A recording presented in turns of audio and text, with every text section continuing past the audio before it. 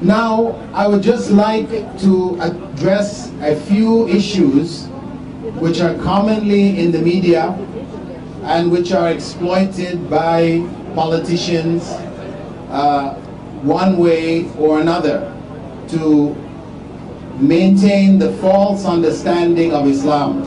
The first issue I'd like to look at, that an issue which is clear to all of us as Muslims but is not clear to many non-Muslims, is that the God of Islam, who we call Allah, is the same God of Christians and Jews. It's one and the same God. It is not a unique God which is only belonging to Muslims.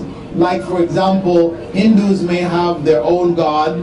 They have a God which is the elephant head God known as Ganesh. He's the God of good luck.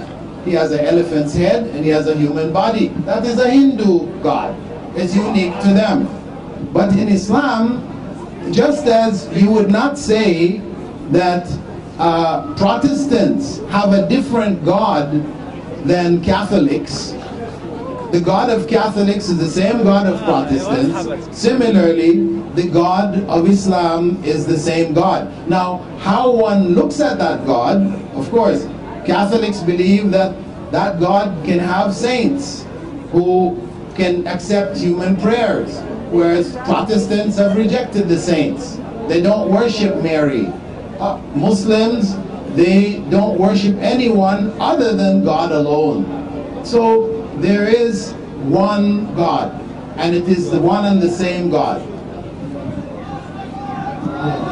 Was man wissen muss, ein anderer Punkt, den man unbedingt verstehen muss, ist, dass der Gott des Islam, der normalerweise Allah genannt wird, dass das kein Gott speziell für Muslime ist, sondern das ist der Gott von allen Menschen. Nicht wie beispielsweise im Hinduismus, wo es solch einen Gott gibt, Ganesh, der mit dem Elefantenkopf und mit dem Menschenkörper, der ein spezieller Gott für Hindus ist, sondern Allah ist der Gott aller Menschen, egal ob Christ, egal ob evangelisch, katholisch, ja, es ist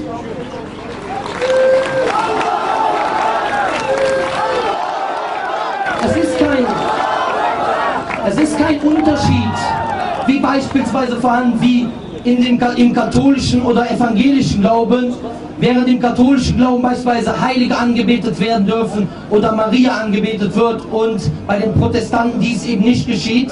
Ja, im Islam sind wir überhaupt nicht dazu befugt oder ist es uns überhaupt nicht erlaubt, jemand anderen außer Allah subhanahu wa ta'ala, den allmächtigen Gott, anzubeten. Deswegen sind wir auch keine Mohammedaner. Wir beten nur Allah subhanahu wa ta'ala an. And the most obvious proof of this is that the Arabic Bible, there are millions of Arabic Christians who are Arabs, and they have their Bible translated in Arabic. And in that Bible, wherever God is mentioned, the word Allah is there. So Christian Arabs refer to God as Allah, just as Muslims refer to God as Allah.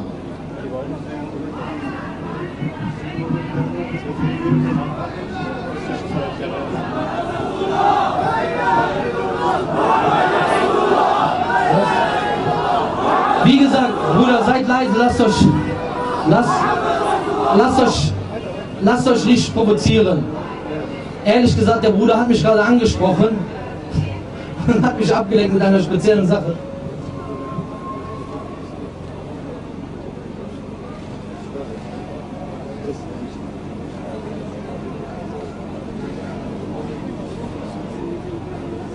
Ja, okay. Und ja, genau, und was auch sehr wichtig ist zu wissen, um das auch nochmal zu illustrieren und zu bestätigen, wenn man eine arabische Bibel aufschlägt, dann steht dort, Fil Bidayati khalaq Allahu samawati wal ard. Am Anfang hat Allah Himmel und Erde erschaffen. Das steht also Allah als der Name Gottes. Dort die arabischen Christen nennen ihren Gott Allah, und das ist etwas, was betont, dass der Gott aller Menschen ein Gott ist. The other point that should be clear is that Muslims do not dishonor Jesus.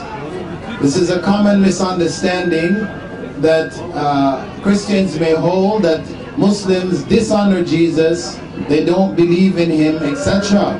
However, the truth is that Muslims believe in Jesus so strongly that if any Muslim were to deny, for example, that he was born without a father, then that takes him or her out of Islam.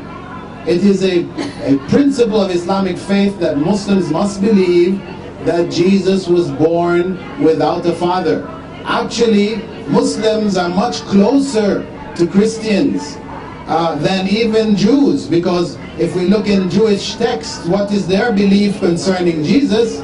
Their belief is that Mary had an illegitimate child, that Jesus was, in their terminology, a bastard, which is of course something which no Muslim would ever accept, no Muslim could possibly utter.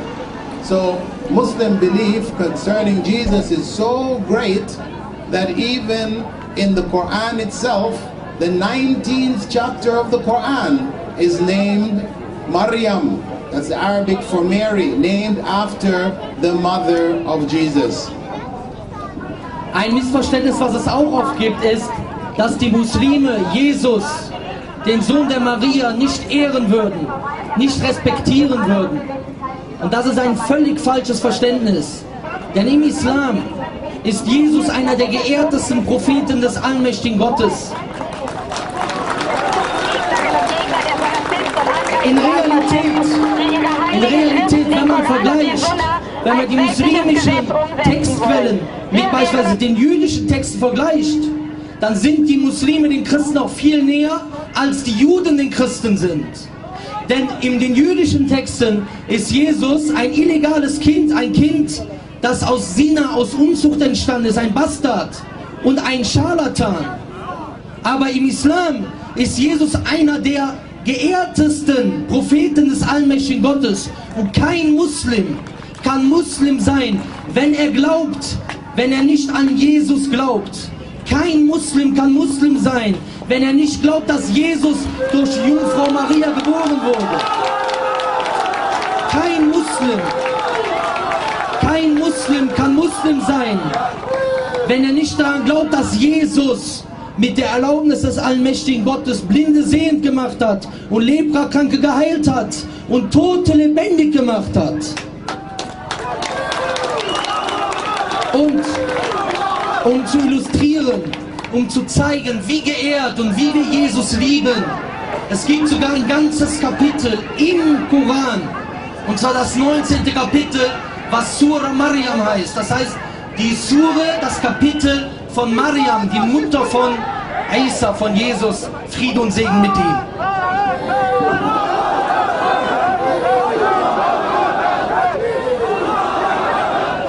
And even the way that Muslims pray, where we prostrate on the ground.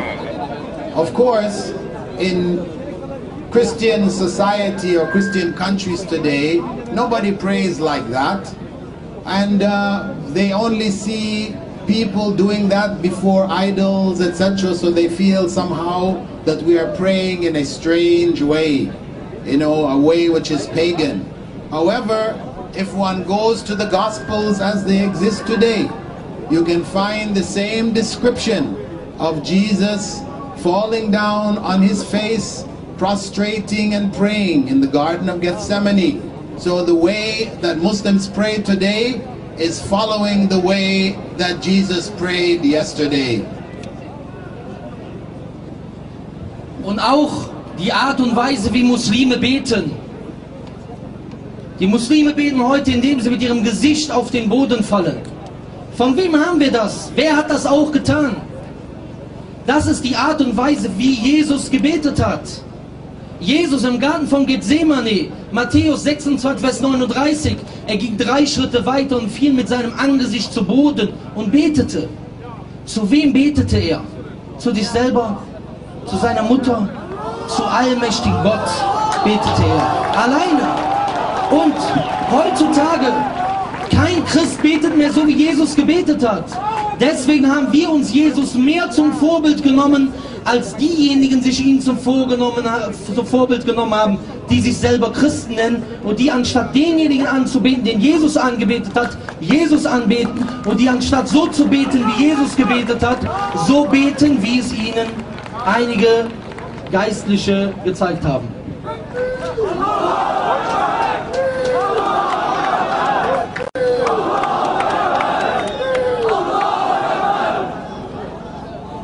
The next major area that needs to be clarified is concerning the Sharia.